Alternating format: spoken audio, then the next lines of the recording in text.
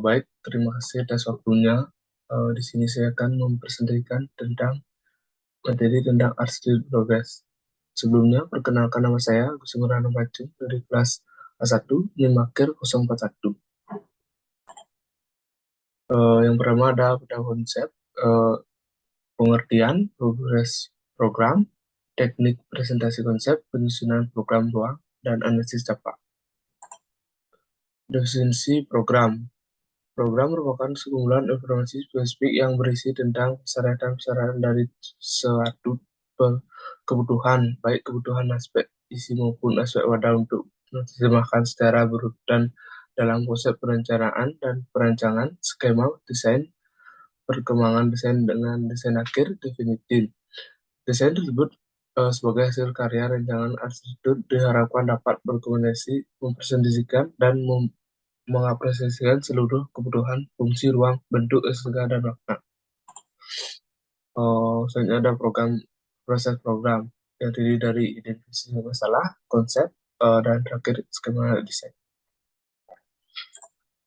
Identifikasi masalah. Dalam memudahkan memahami beberapa aktivitas, maka program ruang dibagi menjadi dua, yaitu analisis dalam kondisi existing, yaitu analisis site, profil, pengguna, kode, batasan, dan iklim. Yang kedua ada proyeksi masa depan, yaitu beberapa kriteria desain yang harus dipertemukan atau diselesaikan agar supaya cocok, dan termasuk di sini adalah misi, tujuan konsep, dan pencapaian tampilan. Konsep arsitektur. Konsep arsitektur adalah konsep dinamika arsitektur yang membangun rumah yang lebih eksplisit dimungkinkan dengan konsep arsitektur pematik yang sedang trending. Sesuai dengan namanya, konsep arsitektural ini mengambil tema kemungkinan memanifestasikan dirinya dengan desain fisik bangunan.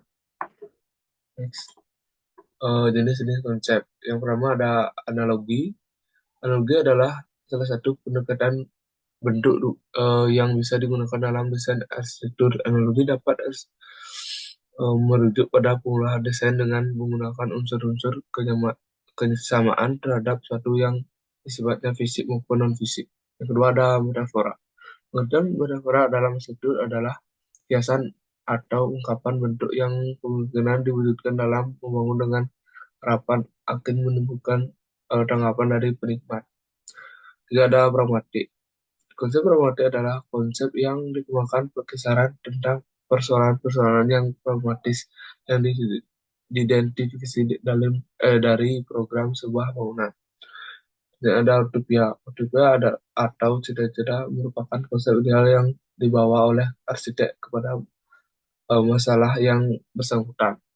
Yang terakhir adalah hakikat. Hakikat adalah menyaring dengan memasukkan aspek-aspek persoalan dengan rumit menjadi keterangan-keterangan gambling yang lebih ringkas.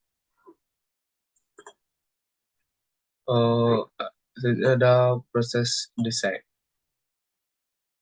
Permasalahan. Permasalahan merupakan suatu permasalahan yang dikaji maupun teliti dalam proses desain. Ini ada visualisasi desain. Visualisasi desain merupakan tahapan dalam merealisasikan konsep. Selanjutnya ada analisis data. Melakukan analisis data yang dihasilkan dari pengumpulan data. Dan ada referensi. Ini adalah segala bentuk teori argumentasi yang digunakan untuk mengunjang sebuah ide gagasan. Yang terakhir ada konsep desain. Konsep yang berarti sebagai abstrak yang memudah manusia berkomunikasi dengan berpikir. Selanjutnya ada skematik desain. Di sini skematik desain adalah progres yang dilakukan arsitek dengan menjadikan gambaran-gambaran sketsa bangunan manual maupun digital untuk memperlihatkan bahwa arsitek benar telah memahami arahan dan keinginan klien. Tujuan dibuat skematik desain sebagai bahan diskusi dengan klien.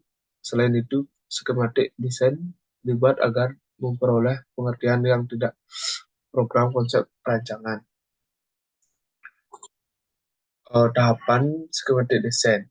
Yang pertama ada konferensi with the user on owner.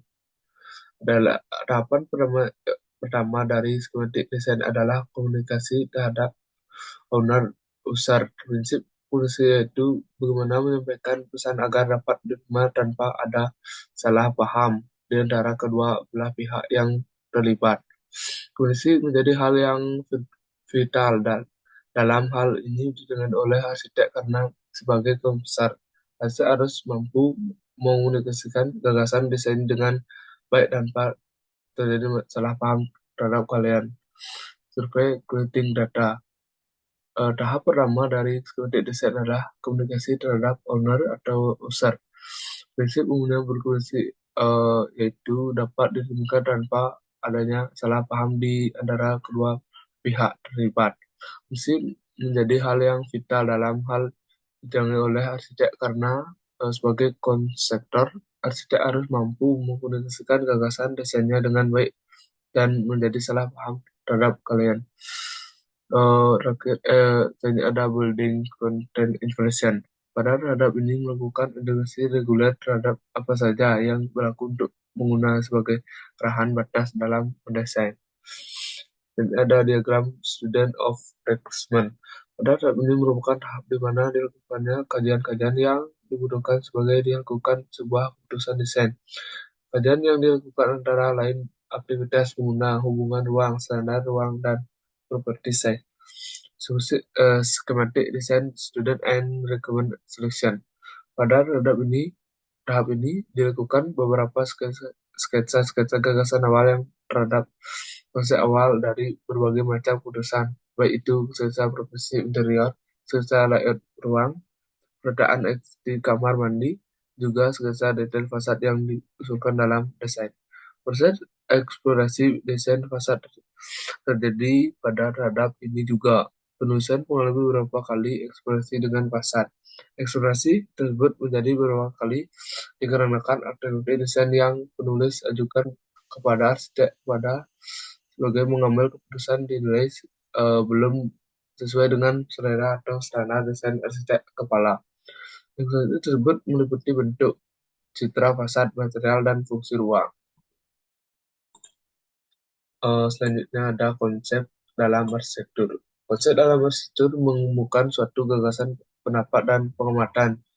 Konsep juga mengemukakan suatu cara khusus bahwa syarat-syarat suatu rencana, konteks, dan keyakinan dapat digabungkan bersama. Jadi, konsep merupakan bagian penting dari perencanaan arsitektur. Gagasan arsitektur, tema, gagasan super organisasi, party skema, XW sketsa, dan terjemahan harafiah adalah enam sinonim yang sering digunakan oleh berbagai perencanaan untuk melukis penyelidikan mereka tentang konsep. Oke. Dan ada teknik presentasi konsep. Pertama ada presentasi dengan proses gambar bangunan. Yang kedua ada presentasi dengan maket bangunan. Yang ketiga ada presentasi dengan 3D desain bangunan. Selanjutnya ada penyusunan program ruang. Merumuskan tujuan, mengetahui dan mematuhi tujuan dari munculnya sebuah karya arsitektur, mengumpulkan fakta dan menganalisis, menjelaskan kondisi tapak dengan mengisi data tentang iklim, penduduk, ekonomi, rencana tata ruang, KDB, dan lainnya. Konsep promotif. Konsep program mengacu pada ide-ide abstrak yang dimaksud terutama solusi fungsional untuk masalah kinerja klien. Merumuskan kebutuhan. Analisis mencakup serangkali perilaku aktivitas kebutuhan uang, tuntutan uang, dan lainnya sebagainya. Permasalahan struktural.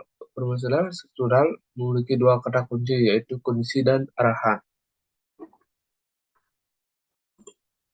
Yang terakhir ada analisis tapak. Analisis tapak adalah sebagian tahap dalam merancang sebuah objek perancangan berdasarkan fakta empiris merupakan kondisi existing tapak. Analisis tapak ini juga bertujuan untuk menyesuaikan objek perancangan dengan kondisi existing tapak dengan tanggapan yang terdiri beberapa alternatif. Baik, demikian presentasi dari saya. Apabila ada kesalahan kata, mohon dimaafkan. Terima kasih.